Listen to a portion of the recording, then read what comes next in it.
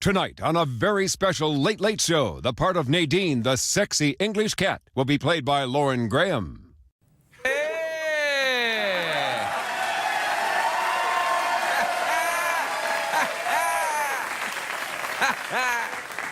What to do, everybody? I'm very excited. I got a girlfriend. Won't you come on out, honey? Say hi. Come on. Hey.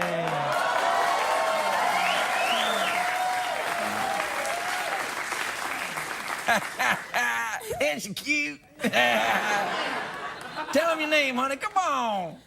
My name's Nadine. Nadine?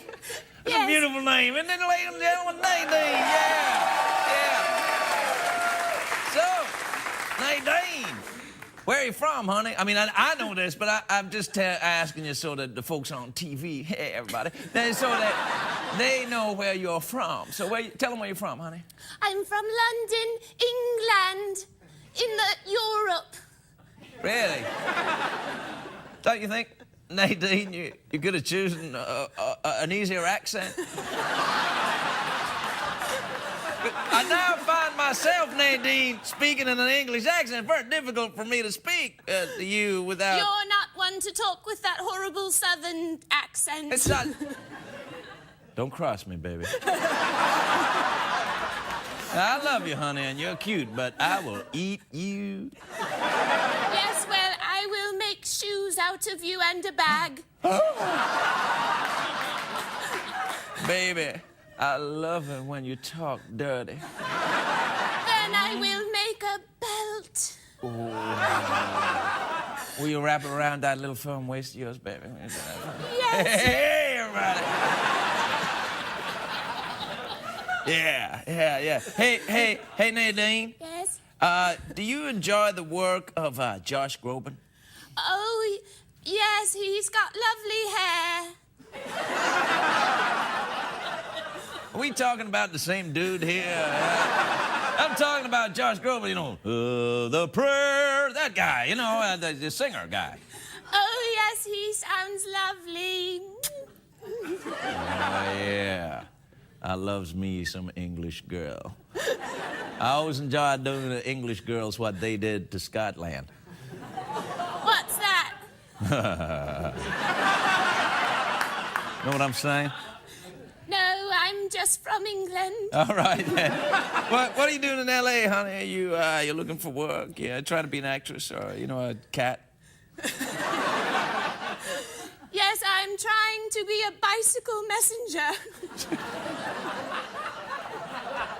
You really didn't think that one through, did you? Yeah, come on. You're an English bicycle messenger cat in L.A.? What the hell is wrong with you? In this economy, you have to have an imagination. No, you're sounding an awful lot like a goat to me. I have put on a few pounds. Yeah, but hey, don't be mean on yourself now. You know what Daddy likes. I like a little junk in the trunk. Yeah. I like a little juice in the caboose. You know what I'm saying, baby? Yeah, that's right. You know what Daddy likes. Hey, come on, let's get out of here. I want to take you to a little place I know that the cops don't know about. All right. It's called NBC.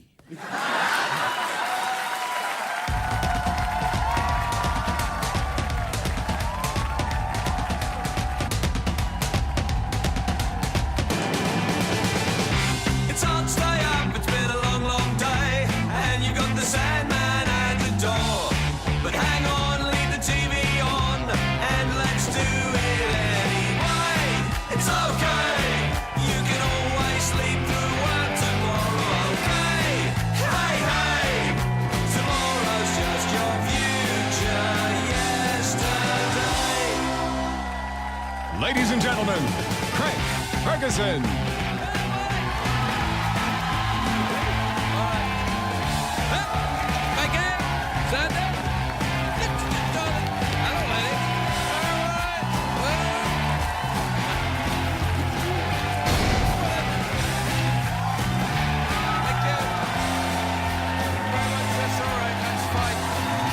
Welcome to Los Angeles, California. Welcome to the Late Late Show. I am your host, Craig Ferguson. That's enough, really.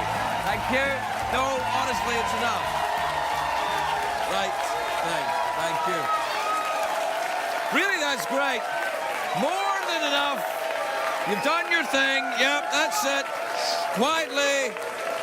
From now on in, let the noise of your applause be taken away and replaced by the reality of disappointment. I mean, for God's sake, some nights you come out, I think, no, please, no, really.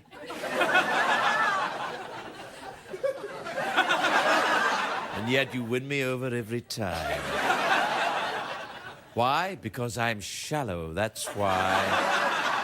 You give me a warm hand and I'm yours.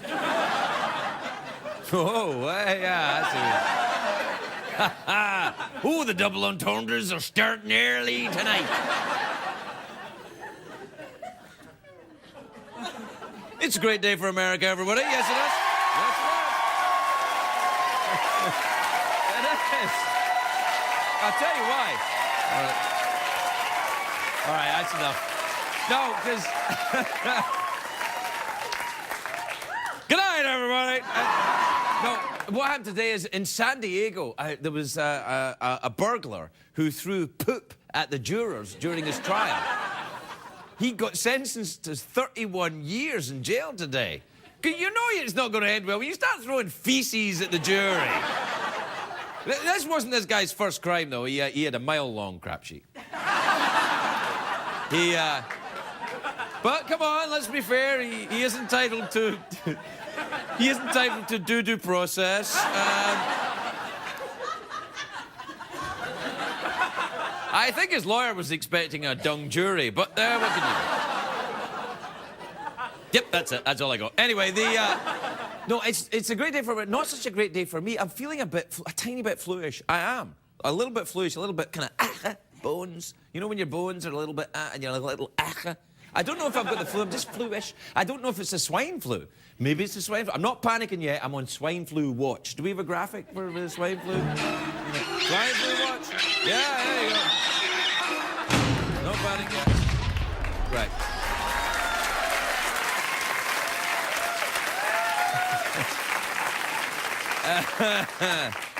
Anyway, man, this is a crap show, isn't it? Anyway, I'm not happy about being under the weather, though, because today's a very important day. It was on this day in 1923 that the Republic of Turkey was founded. It's a very big holiday over there, and why am I talking about it, I hear you say? I'll tell you why.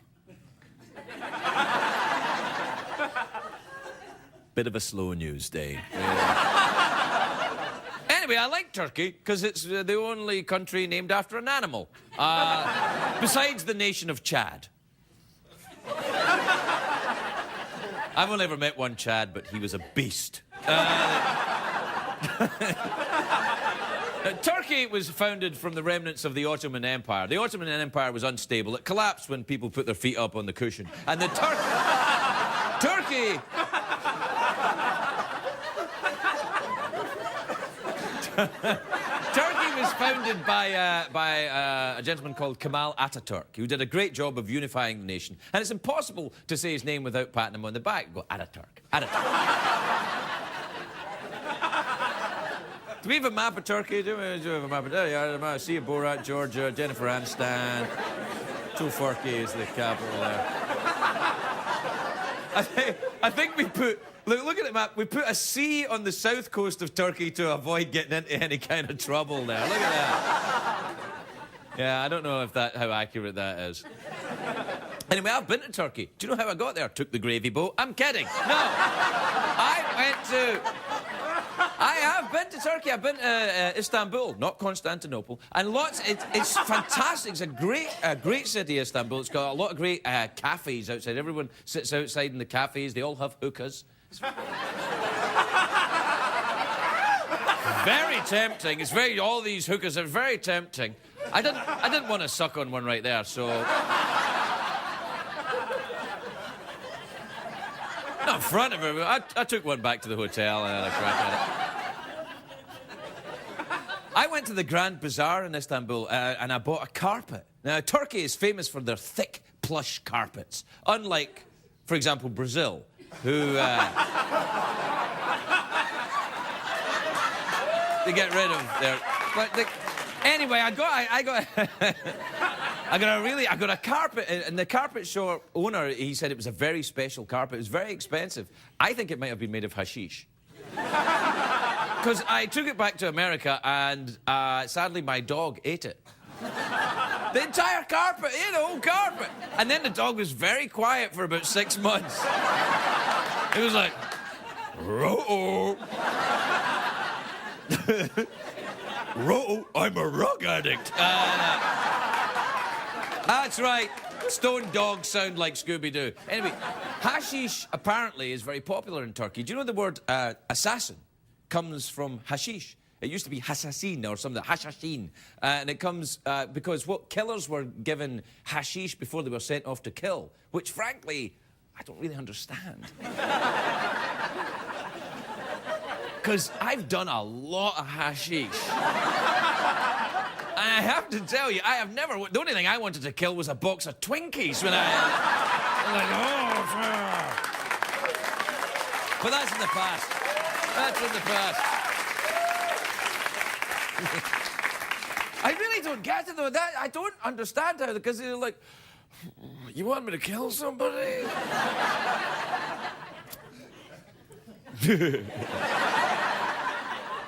Anyway, the reason I went to Turkey is because I was invited by the Rolling Stones. This is true. Mick Jagger had... This is true. This is before I came here.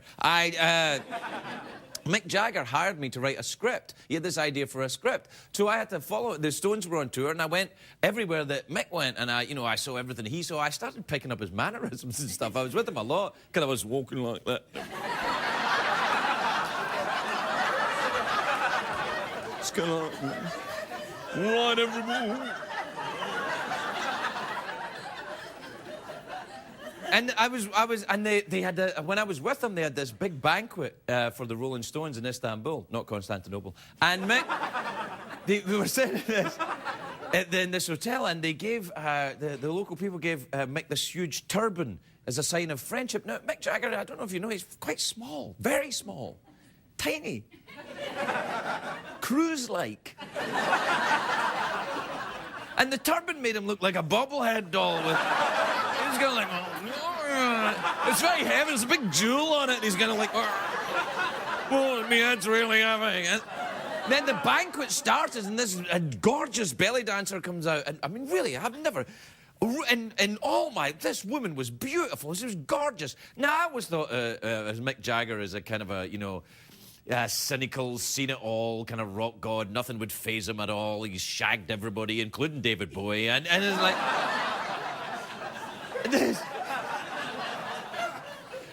this belly dancer came up. She was a very beautiful woman, and she came up and she was dancing all close to Mick, and I was sitting next to him, and he was wearing this giant hat. And I could just hear him under the hat going, "Oh, cool, blimey, look at that girl. Where is she? Oh, wow. Now, I have to tell you, we've got a great show. Not the one we're going to broadcast tonight, but we do have one in the event of emergency. We'll be right back after these messages.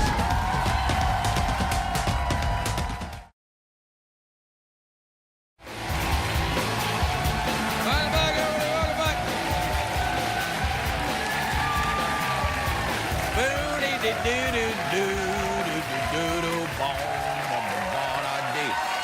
All right, quietly, everybody, that's enough. We don't have time for all that stuff. Do you know why we don't have time for cheering or enjoyment? We don't have time for positive energy. Somebody in this room is a Scottish Protestant. And let me just tell you, your happiness makes me want to vomit. I'm kidding. America. All right,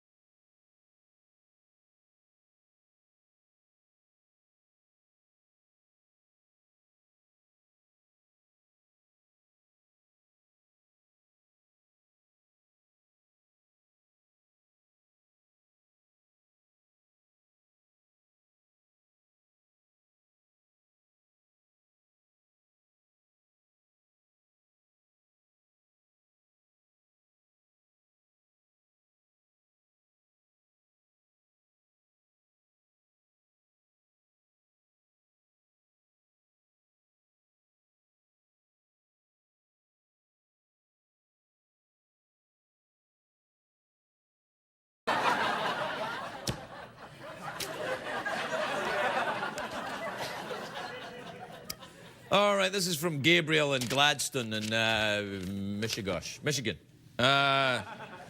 Gabriel says, "Hey, Craig, do you have a big portrait of yourself hanging in your office like kings used to do back in the day?" King are we talking about here? First of all, I don't have an office, and I don't think kings had offices back in the day. Like, "Sire, where will you be?" "I'll be in my office." "What will you be doing in your office, sire?" "I'll be checking my email." "I see. Would you like to commence battle, sire?" "No, let's just get something from the commissary." Kings didn't have offices. They had throne rooms. They had giant things with stuff on fire. It was like Evel Knievel type things. They didn't have... Yeah, Evel Knievel. Yeah, that's right. Anyway, I do not have a big portrait of myself hanging in my throne room.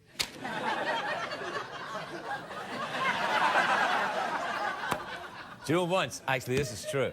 It's before I got married, like when I was living the single life as a bachelor in Hollywood, in my spare guest bedroom, when I worked on the Drew Carey show, the props guys, for one of the stories, there was a picture of Mr. Wick, and he was dressed as a king, and it was in a big gilt frame. So when the show ended, they gave me that picture of me with the big kingly look on like that, in a big gilt frame. And I put it up in the guest bedroom. And, not guest bedroom, guest bathroom. I put it up in the guest bathroom, which was not really a guest bathroom, it was a bathroom that wasn't in my bedroom, because... anyway, never mind that. So I put it up, and sometimes people would come over to visit. Girls. And they'd go in, they'd go into the bathroom and do whatever the hell they do in there, and they would see, sometimes I'd hear, "Ah!" And I always thought, you know, it would be great if I had cut the eyes out so they went in, and then I'd go...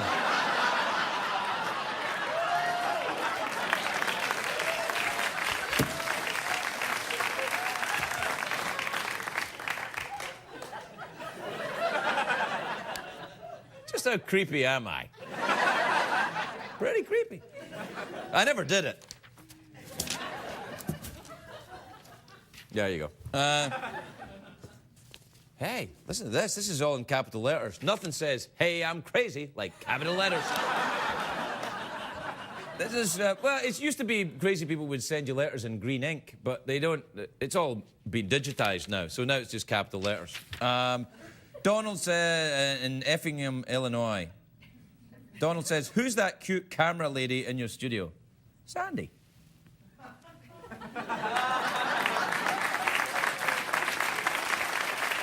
Who's that camera lady in the studio? Go over and talk to her once in a while. Well, here's what will happen, Sandy. You stay there, don't move, don't do anything with your camera, right? Here's what will happen if I go and talk to Sandy. No, don't cut to another. Stay in Sandy's camera. "Hey, Sandy, how you doing? Looking cute tonight. See how this isn't working for everyone else?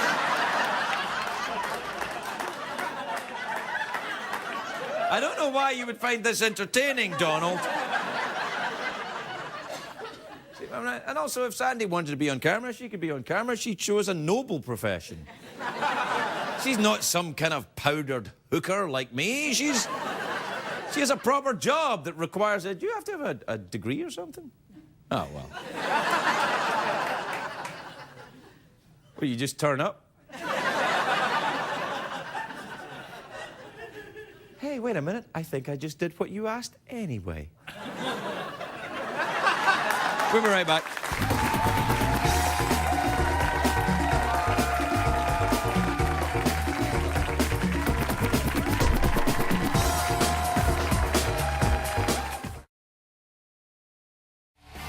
Welcome back, everybody. Welcome back to the big show.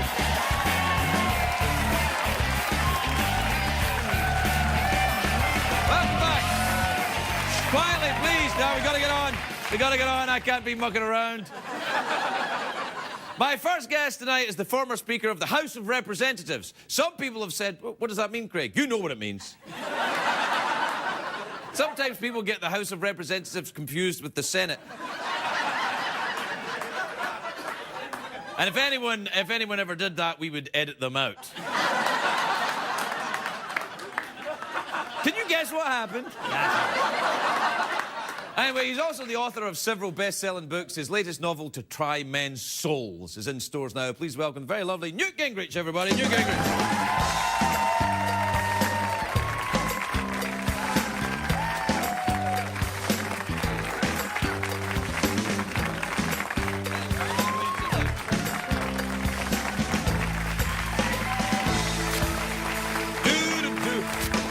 Welcome, sir. Welcome to the show. Newt. Can I call you Newt? Yes. Yeah, all right. Is that short for Newton? Yes, it is. Oh, right. Yeah. Oh, that's nice. Gingrich, is that an Irish name? No, I was adopted. I'm actually McPherson. McPherson? Yes. Scottish? Yes. And on my grandmother, and on my mother's side, I'm an O'Doherty. O'Doherty, so you're which is Scots-Irish? Yes, I am. Ah, things are beginning to become clear. That's what's frightening about this Yeah, show. no. It's very nice to see you. Now, this book is about, it's a novel about George Washington, is that right? Yes. So you just made up stuff that George Washington was doing No, and then... no. all right. Like, you didn't set it like he was solving crimes in 1940s Chicago or anything. Well, we'd thought a little bit about having Martians land and help him win, but we thought that would not be totally believable. I'd throw another spin on it, though, wouldn't it? Yeah, that would be all right. Now, do you write a lot of novels? Yeah, this is our 7th novel. Bill Fortune and I write them together, and this is the 7th one we've done. All right, and you going to run for president? I don't know. It occurred to me... Partly depends on what happens with the Scots and Irish vote, you know. Well, listen, let me tell you, I now can vote. Luckily, the question about what is the difference between the Senate and the House of Representatives did not come up during the citizenship test. I got it wrong when I was introducing you. Can you explain to me the difference in the... Yes. All right, go on then. The House is interesting and positive and nice, and the Senate is those weird guys that we try not to deal with. Now, you've been in Washington a long time now. Yes. Does it make you cynical, do you think? Not particularly, because I leave and come out here and, you know, the real America, Los Angeles. Yeah, really. Oh, my Lord. Where are you from? Well, I was an Army brat. I was born in Harrisburg, Pennsylvania. All right. My dad ended up at Fort Benning when I was in high school, and I became a Georgian. So I've had a chance to see a fair amount of the world. And Georgia's your state, really, yeah, Georgia is isn't it? really what I would count home. Why do you call everything Peachtree down there? When you go to Atlanta, all the streets are called Peachtree. You want to sort that out. That's because they have really pretty peach trees. And Yeah, peach they trees have. have really pretty blossoms. Yeah, but And if you're trying to market, okay? Right. I mean, you say, come down to Peachtree Street. It sounds nice. It's positive. Yeah, all right. But by that same token... We sometimes have magnolia places. And I've never seen a magnolia, not in Atlanta. It's all Peachtree. No, but magnolia occasionally, you know, when you get really bored with peach trees, you can go to magnolia. Now, sometimes you have azalea. Right. So you can have an azalea alley near a magnolia place right behind Peachtree Street. It's all sounding a little bit effete. Couldn't you throw something like a ironclad boulevard or something in there? Or... No, that was New York City. New York City, ironclad boulevard? That's right. So you want tough, harsh. You go to New York. You want pleasant, positive, gracious, welcoming. You come to Atlanta. Do you think the South gets a bad rap amongst people? Do you think that... Because I love going to the South. I've always liked going to the South. And a lot of times when I speak to people about it, they're like, why do you like it so much? And I'm like, I don't know. I like it. The people Well, are start friendly. with February in Buffalo and say to people, you could be golfing. Yeah, you could that's be right. outdoors. You know, you could walk around without You don't 3 want to do coats that on. in Buffalo in February, though. You'd freeze to death. And then they move to Atlanta. Right. And then they're happy and they write home and they go, Southerners are very nice. They don't have 3 coats on. You're living in cloud cuckoo land, man. People don't write back saying the South. There still seems to be a divide, I think, in this nation. Not just the Reds and the Blues, but the North and the South. Don't you think? Oh, I think you're bringing your Scottish attitude about the English over here. No, that's different. I'm looking for a bit of support about my Scottish attitude about the English. Well, that's different. We could talk about that. My father's name was Bruce, so we can go into a whole thing about... Australian?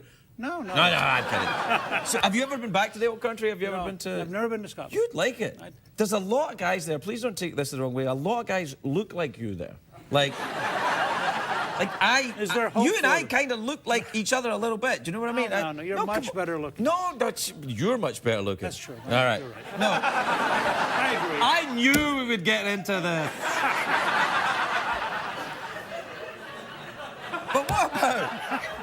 But what about... Look, I've been in a very tough business. Somebody wants to come along and compliment me direct like that, I can't help myself. No, I know. It's difficult in politics because they always tell you to stay on topic and all that, don't they? They're always telling you how you should do with all things. these coaches, and they say, you know, go in there, do the show, stay on topic. And you think to yourself... That wouldn't work for me. It's boring. Yes. Don't you get bored sometimes? Don't you just go, oh, shut up, let's all just go and get drunk? Do you ever think that? I don't ever think that. Yeah, right. I may do that. Right, I wouldn't okay, think. yeah. I mean, Has the Republican Party changed a little bit in the last 20 years? Because I think of, you know, when I first think of Republicans, I think like Bob Hope Republicans, you know, like playing golf and a bit drunk and stuff like that, and kind of fun. And it got a bit... I'm a bit worried that it's not so much fun. You know? You guys used to be a lot more fun, you know. You know, in your brief time as a citizen... Yes, yeah. You have acquired a remarkably in-depth understanding of America. You're the first person I've ever heard describe a Bob Hope Republican. Yeah, This is a whole new model. No, Bob Hope was famously a Republican, and he was like, you know, he was half in the bag, and he played golf, and he had a good time, you know. I'm just concerned. I'm concerned because America needs a strong voice of dissent in government, right? And I'm concerned that right now... You think a guy half in the bag playing golf is the model? Oh, yeah! Hey, look, ask them. Let's take a straw poll of the American public. Can a half-in-the-bag guy that likes to play golf, good sense of humour, would you vote him as president? Yeah! Of course, I led the witness there a little bit. I do. I'm worried that there's too much infighting in the Republican Party. I'm going to go back to my advisors and say that I have been in an audience sample in which there was overwhelming belief that if the Republicans could recruit a half-drunk golfer, that 2012 would become dramatically easier. And then my advisors are going to say to me, and where was this audience that you recruited? But wait, no, just don't jump to... What I'm saying is, let's not recruit one, let's get you playing golf a little more. Loosen it up a little bit. So if Callista and I did decide that we would run eventually, we could have sort of the new Bob Hope, drink with Newt. Yeah. Okay. It's like, let's all get a drink and have a chat about what's going on in the country. The new bipartisanship. With President Gingrich. It might work. It'd be the new bipartisanship. Do you prefer Scotch or Irish whiskey? Would you rather have a Guinness, or do you want... Well, people would start arguing about that then. Yeah. And by the way, I've seen the fights over Scotch and Irish whiskey, and they get very, very violent. It's not an atmosphere for civilized debate. Do you think that But now that you're Californian, so would you recommend, like, you know, California wines? I mean, I'm trying to get into the policies... My mindset? The policies that your new model candidate would have to advocate. You're opening up a whole new world of politics that has never existed. Yeah, I know. I haven't really thought this through. I'm a vulgar lounge entertainer. I'm not really... Well... No, but for tonight, you're one of America's leading advisors. I am, yeah, that's true. Yeah, many people take advice from me. Do you know what? Do you mind if we take a commercial break? We still celebrate capitalism in America, and then you could come back and talk to us a little more? I'll even just sit here through the break. Oh, that'd be awesome. Newt Gingrich, everybody. We'll be right back in a minute.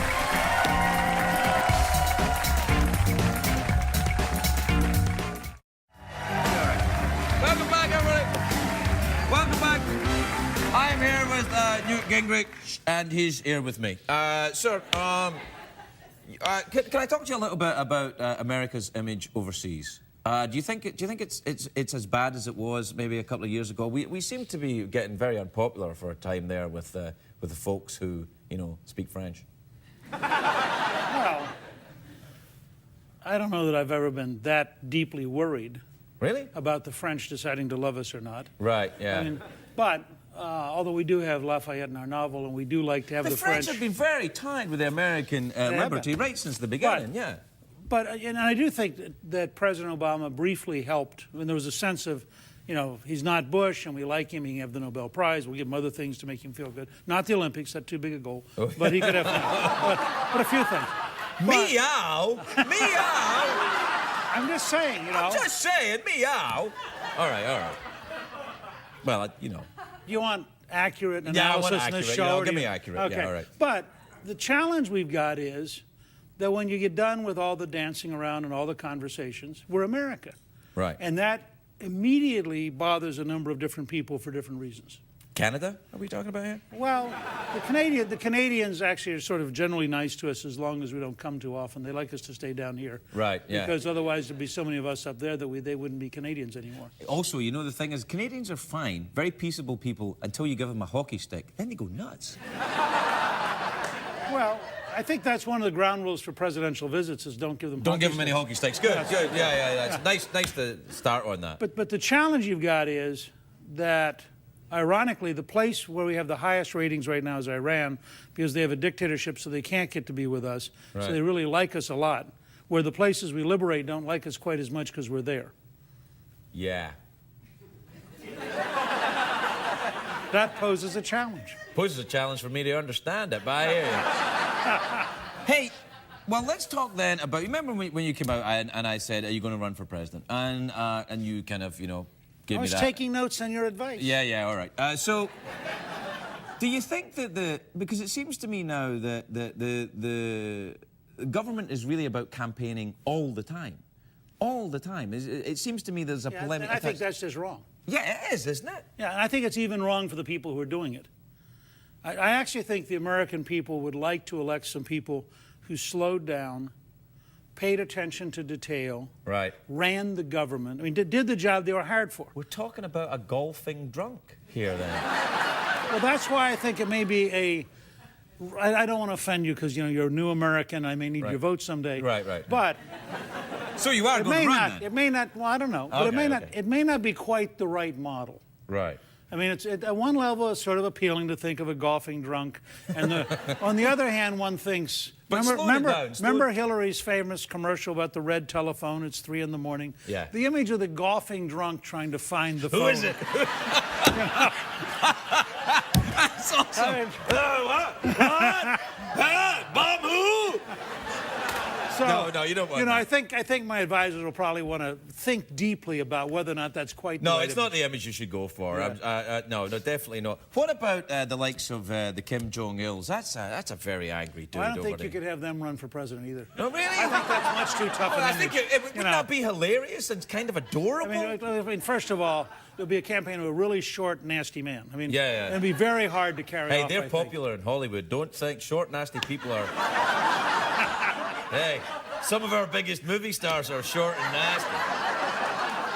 I am not going anywhere near. Come on now, you're I don't mind picking a friend. fight with Kim Jong-il, but you could be. There's some very serious people who get mad at me. Yeah. Hey, there's all that money you can raise in Hollywood as well if you were. No, I'm a Republican. Oh, yeah. Is there a bias against Republicans No, I think here? I could raise $40-50. I mean, depending on. No, there's famous Republicans here. There's Drew Carey.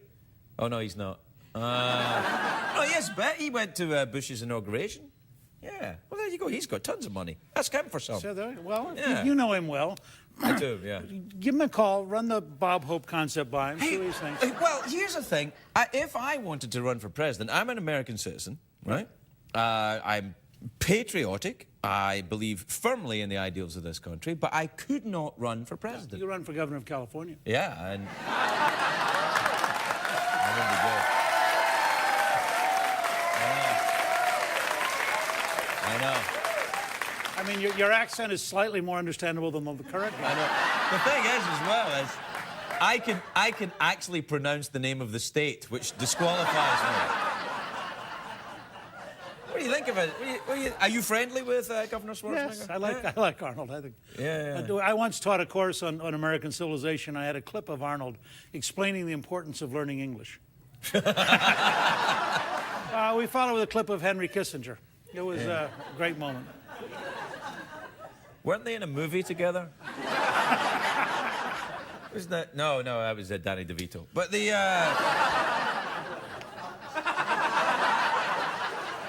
Don't know why.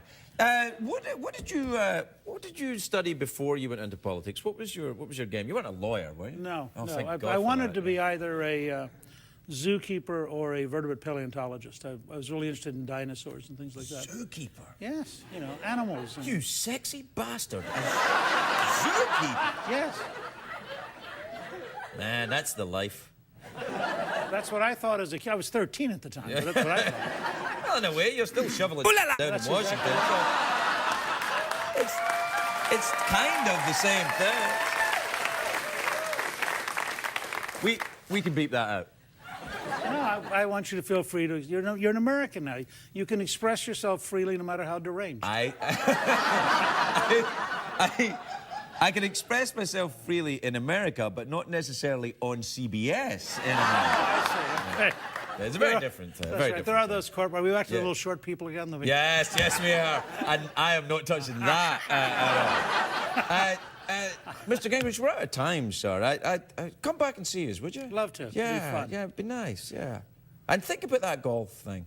Well, if I come back next time, I'll try to bring a little of the appropriate libations and maybe some golf. And well, all I'm thinking is just friendly it up a bit. You know, friendly it up a bit. I'm thinking.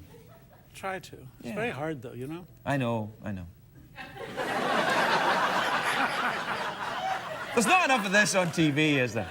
No, that kind of awkward. No, a lot bit, of places are planned and structured, and they think it through. And and rehearse. yeah, I mean, you don't often have a place to just do open therapy. It's a very unusual trait. No, it works out. Yeah, it's been fun. Newt Gingrich, everybody. We'll be right back.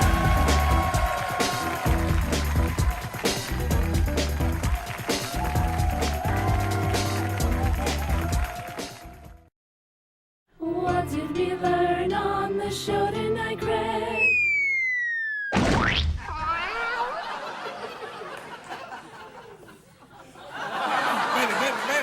Baby, they're here. Hey, everybody. Hi. Hello. You really make me laugh with that English accent, baby. So funny. Sometimes it sounds English, sometimes it sounds Pakistani. I will make you into luggage. Yeah, we've been there, baby. Now, listen. So, what did you think of the show tonight? You enjoy the kind of desperate middle-aged white guy, Ferguson? Do you like him? I love him very much. Oh, yeah? Yeah. All right. Is he from the same part of the world as you? Because the accent seems so very different. Baby. No, he's from someplace different. Yeah? Yeah. What part of England are you from, baby? I told you I'm from London. Oh, yeah, that's right, yeah. You never listen. I'm going to break up with you. Oh, no, baby, come on, sweet baby. Baby, no, I'm begging you, baby. Look, I'm home. Oh, come on, baby. Please, honey, please. Don't leave me. All right, I won't. I love you, alligator. I love you too, pussy.